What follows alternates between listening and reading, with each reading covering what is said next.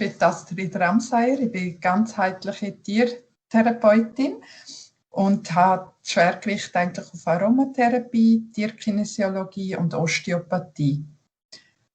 Ich bin schon seit mehr als 10 Jahren auch tätig, habe angefangen mit der Aromatherapie und habe dort eigentlich für Menschen die Ausbildung gemacht und bin je länger je mehr mit Anfragen für Tiere konfrontiert worden, wo ich nachher mich eigentlich selber auf Tiere fixiert habe und mir selber Erfahrungen angeeignet habe. Und mit der Zeit habe ich dann gemerkt, dass mir das wirklich zu wenig ist. Darum habe ich mich weitergebildet in Tierkinesiologie, dass ich weitere Möglichkeiten habe, um den Tieren ganzheitlich helfen können. Und schlussendlich bin ich eben über die Osteopathie da reingekommen, dass ich auch auf der körperlichen Ebene, energetischen Ebene ein breites Angebot habe, das ich ganzheitlich arbeiten mit den Tieren. Okay. Du hast jetzt gerade angesprochen, eben so die energetische Ebene. Kannst du dann mal kurz erklären, was die Osteopathie umfasst? Kann man in 4 Kategorien unterteilen. Das ist mal die parietale Osteopathie. Das ist so Muskeln, Knochen, Gelenk, die das beinhaltet. Dann gibt es die fasziale Osteopathie. Das ist Fasziengewebe, also auch wo die Muskeln, also das ist die Haut, die über die Muskeln drüber geht. Zugleich auch Bänder und Sehnen natürlich. Und die viszerale, das ist auch Organ, Blut und hauptsächlich Lymphsystem. Und dann gibt es noch die kraniale Osteopathie, das ist eben Schädelknochen, hat auch zu tun mit der Flüssigkeit, mit der Hirnflüssigkeit, Duramater, Biamater, wo über das Rückgrat fließt. Das sind so die 4 Hauptkategorien, die man in der Osteopathie berücksichtigt oder damit schafft. Und vielleicht noch zum Zusammenfassen, Osteopathie ist nicht zu vergleichen mit der Chiropraktik, weil der Chiropraktiker, der renkt ein und die Osteopathie, die tut eigentlich nur Impulse geben auf eine feine, sanfte Art, dass man am Körper wirklich die Impulse gibt, dass die Selbstheilung aktiviert wird. Was hast du denn für Erfahrungen im Ernährungssektor? Vielleicht ist das noch wichtig. Also ich habe in der Ausbildung natürlich so ein bisschen Grundwissen übermittelt gekriegt in Ernährung, habe aber eigentlich wirklich das meiste durch die Erfahrung nachher gelernt und mich auch darum immer wieder weitergebildet mit so speziellen Modulen, einfach auf bestimmte Krankheitsbilder bestimmt, weil die Ernährung ist ja in meiner Arbeit eigentlich auch das A und O, weil über 70% der Probleme entstehen durch die Ernährung und das ist bei uns Menschen genau das Gleiche. Auch das Tierimmunsystem funktioniert von dem her nicht viel anders, auch vom Stoffwechsel her.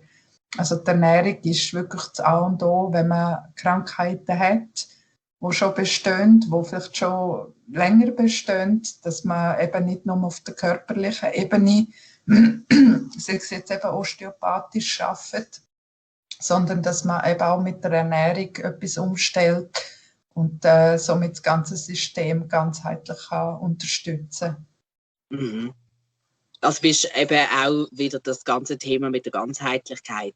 Hast du denn gerade irgendetwas Spezielles, wo du sicher schon weißt, das willst du unbedingt weitergeben? Also zum Thema Osteopathie und Ernährung. Also sicher, dass man das Tier, Hund wie Katze, dass man es artgerecht ernährt und nicht eben, wie jetzt ein Hype ist, vegan ernährt, weil das hat... Eben, und ich weiss, dass ich in der Praxis immer wieder Fälle habe, wo Tiere Verdauungsprobleme haben aufgrund von Ernährung, also aufgrund von Bewegungsapparatstörungen. Also ob das nervliche sind, ob das Verspannungen sind. Vielleicht kannst du da noch ein bisschen auf das eingehen. Also hauptsächlich beim unteren Teil vom Rücken, also Lendenwirbelsäule, Ende Brustwirbelsäule, kommen ja, also bei der Wirbelsäule kommt ja überall, bei jedem Wirbel kommt ein Nerv raus, wo einen Zugang oder eine Funktion hat zu einem Organ. Und das heisst, durch meine Arbeit habe ich jetzt schon vermehrt begegnet, dass wenn Hunde zu wenig Bewegung haben, dass das wie verhockt, dass sie funktionale Störungen haben und das schlussendlich eben dann auch auf Magen-Darm einen Einfluss hat, auf Verstopfung, auf Durchfall. Ja, das kann die Ursache sein, zum Beispiel auch, oder? Nicht nur, dass man falsch ernährt, sondern auch, dass Bewegung fehlt. Oder wenn eine Dysfunktion schon vorhanden ist, wenn es Tier krankheitsbedingte Spondylose zum Beispiel hat oder solche Geschichten, dann ist es wichtig, dass man die Bewegungsfunktion wiederherstellt, so gut wie möglich, weil das eben einen starken Einfluss hat auf Verspannungen in den Organen innen auch. Aber das ist ja auch das, was du vorher angesprochen hast mit den Faszien, die ja auch verbunden sind und um die Organe können. Ich denke, also ist jetzt meine Vorstellung als Laie, im Sinne von Osteopath bin ich Laie. Ich stelle mir vor, dass man dort vor allem mit den Faszien arbeitet, um Lockerung reinkriegen, oder? Ja, also die Faszie ist ja die Haut, die über die Organe, über die Muskeln gestülpt ist. Dort ist es wichtig, dass man die wieder beweglich kriegt, also dass man die Verklebungen lösen kann. Zugleich natürlich auch schränkt es ja dort den Muskel ein, oder? Und dadurch, dass die Faszien verklebt sind, kann der Muskel nicht die Bewegung ausüben, die er müsste. Das hat nachher einen Einfluss auf Bänder und Zähne, dass die sich verkürzen. Und schlussendlich ist es nachher beim Knochen, also beim Skelett, dass zum Beispiel die Wirbelkörper auch nicht mehr die Beweglichkeit haben, die sie eigentlich hätten, von der Anatomie her. Und dann kann es auf den Nerv drücken zum Beispiel. Ganz genau, ja. Oder was vielleicht auch noch spannend ist, als Ernährungsberater, wenn man ja dann auch weiss, wie der Darm funktioniert oder wie der Verdauungsbrei im Darm fortbewegt wird. Und ich meine, die Faszien sind ja auch in der Darm als Organ. Ganz genau, genau. Und der Darm bewegt sich ja, der hat auch eine Muskulatur. Also ist das ja dort auch wieder etwas, wo die Osteopathie zwangsläufig mitwirkt. Jawohl, genau. Also eben, es hat vielmal nicht nur mit den Lendenwirbeln zu tun, also die ganze Wirbelsäule vom Hals bis zum Kreuzbein, Steißbein hat einen Einfluss auf spezielle Organgebiete.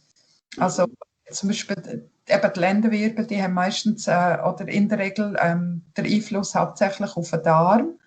Aber alle anderen Organe, die auch in der Ernährung wichtig sind, wie Bauchspeicheldrüse oder Leber, die sind nicht dort situiert. Oder? Darum ist es wichtig, dass man den ganzen Körper osteopathisch bearbeitet und nicht nur gewisse Regionen. Eben auch zum Beispiel von den Pfoten her, eine Lahmheit oder überstreckte Bänder zum Beispiel kann auch schon einen Einfluss haben auf die Verdauung. Weil das ja auch zurückgeht in Richtung Wirbelsäule, oder? Bei Osteopathie schaut man ja immer, wie viel Bewegung ist noch möglich. Also zum Beispiel der Arm, oder? Den kann man ja so aufentun. Und bei einem alten Tier geht es vielleicht nur noch so. Und auf der rechten Seite geht es nur noch in die Hälfte, oder? Probiert man nicht beide Arme so aufzutun, sondern dass es wieder ausgeglichen ist. Das ist Osteopathie, oder? Also nicht überanstrengen vom ganzen Bewegungsapparat. Schön. Okay. Also dass dort auch gerade bei alten Tieren natürlich Sinn macht, dass man das Potenzial, das du hast, noch nutzt. Verstand ich das richtig? Genau. Oder auch bei jungen Hunden zum Beispiel, oder die sind so in einem Eifer drin, dass sie manchmal über die Steine runtertrollen oder Stege runtertrollen, obwohl sie ja nicht Stege laufen sollten. Das gibt es immer wieder und das passiert sehr gern, dass sich dort auch das Becken mal verschiebt. Und auch dort macht es Sinn, dass man regelmäßig am Anfang mal ein bisschen Osteobehandlungen gibt, um das wieder zu richten, damit eben das Wachstum richtig gefördert werden kann und dass die Nerven eben nicht eingeklemmt werden. Jetzt hast du gerade ein Thema angesprochen, das ich noch anschauen wollte. Also das ist indirekt, und zwar bei Jungtieren eben das mit dem Becken. Und mich nimmt es Wunder, was für Erfahrungen hast du als jetzt zum Beispiel ein Tier, wo Trockenfutter oder die Industrie Trockenfutter hat, generell oder eher die und die Probleme hat? Oder umgekehrt merkst du, ein Tier, das sehr artgerecht ernährt wird, hat da vielleicht weniger Beckenschiefstand in Jungzeit, weil es vielleicht stabiler ist? Also beobachtest du irgendwo etwas? Würde mich wundern. Also jetzt mit dem Beckenschiefstand kann man das so nicht sagen, aber ich merke, Konsistenz vom Körper ist ein Unterschied, ob jetzt eben ein Hund artgerecht ernährt wird oder nur Trockenfutter überkommt. Das merkt man schon. Und eben auch bei den Muskeln, oder, das ist viel kompakter, wenn ein Tier artgerecht ernährt wird. Und wenn es eben Industriefutter überkommt, ist es eher eine weiche Textur, also so ein bisschen schwammig. Das merkt man wirklich gut, ja. Also was ich gut merke, ist eben so Stoffwechselkrankheiten, bedingte Ernährung, eben wie jetzt Arthrose, Spondylose, so die Geschichten, HD. Das ist so die typischen Krankheiten, die sicher auch ein Stück weit erbbedingt sind oder genetisch bedingt sind. Aber auch dort kann man mit der Ernährung ganz viel rausholen. Auch eine schöne Erfahrung dürfen machen mit einer französischen Bulldogge, die mit 3-jährig schon ganz eine starke Spondylose gezeigt hat. Also auch auf dem Röntgenbild sehr gut sichtbar.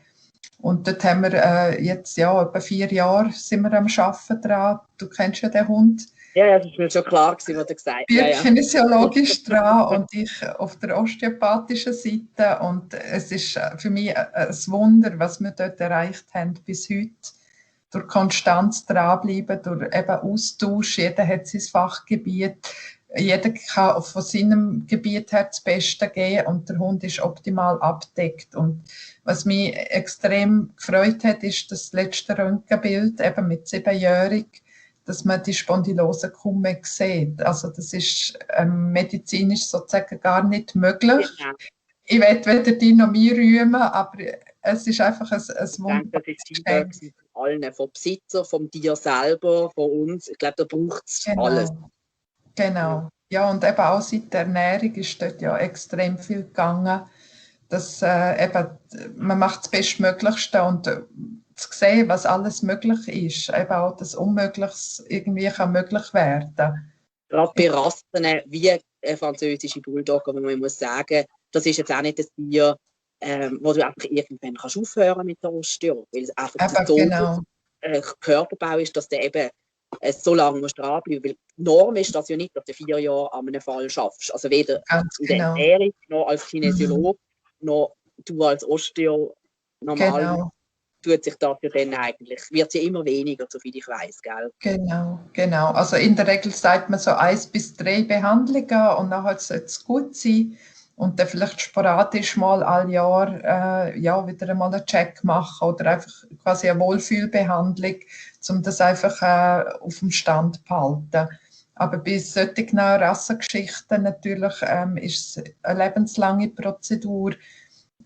Ich sage, für das Tier ist es ja nichts Schlimmes, es sind angenehme Behandlungen und die meisten Tiere akzeptieren es sehr gut, sobald sie es mal ein bisschen kennengelernt haben. Eben die französische Bulldogge, die hat durch das auch gelernt, endlich mal zu entspannen.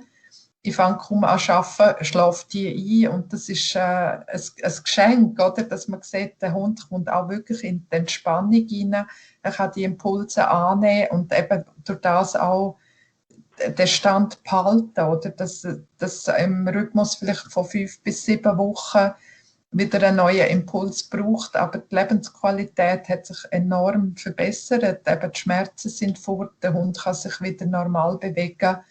Aber es ist natürlich immer ein Dranbleiben, dass der Level bleibt. Oder ein anderes Beispiel auch von einem Strassenhund, der 5 Jahre lang in Spanien in einem so Tierheim quasi gehauset hat, immer auf dem Betonboden, null Bewegung. Natürlich schon vom Strassenhund her schlecht ernährt, eben halt Abfall und solche Geschichten. Und der Hund hat extrem ausgeleierte Gelenke. Also die Sprunggelenke von dem sind, wenn der läuft, hast du das Gefühl, du siehst einen Wolf. Der hat so den gleichen Gang. Und eben extrem ausgelierte Bänder und Sehnen, das ist alles überdehnt, eben ernährungsbedingt. Und die Person, die den Hund adoptiert hat, ist seit 2 Jahren jetzt dran mit der Ernährung. Also sie schaut dort recht gut drauf. Ich habe sie dort auch begleitet und zugleich osteopathisch gearbeitet. Bis jetzt haben wir 4 Sitzungen gehabt, osteopathisch. Der Rest ist einfach Ernährung updaten in dem Sinn. Und ich merke schon einen enormen Unterschied. Also auch wenn etwas schon vom Welpenalter her besteht, ist immer noch eine Möglichkeit da, das abzufedern. Aber wichtig ist halt, dass man es sieht und auch sagt, okay, das ist nicht normal. Weil die meisten Kunden sagen mir, ja, aber der läuft schon immer so. Das ist einfach so. Aber die hinterfragen sich manchmal nicht, dass das eben vielleicht halt nicht normal ist. Und dort eben jetzt auch die Halterin, oder, die hat selber gesehen, den Unterschied vom Gang her, dass der Hund jetzt besser läuft und dass das nicht mehr so ausgeliert ist. Also es ist immer noch etwas machbar, um das zu verbessern. Ganz weg bringt man es vielleicht nie, vielleicht schon, wer weiß. Aber ja, dass man einfach nicht aufgibt und etwas probiert, auf alle Fälle. Oder auch offen für Wunder ist. Also ich glaube, das ist etwas, Genau, was auch der Ernährungsberater wichtig ist. Ich habe so viel, ich habe das Glück und ich bin so dankbar dafür, ich habe so viele Fälle, wo Wunder passiert sind, wenn ich es nur ernährungstechnisch anschaue. Also ich glaube, das ist wirklich etwas, wo wir auf der einen Seite sicher ganzheitlich dran gehen und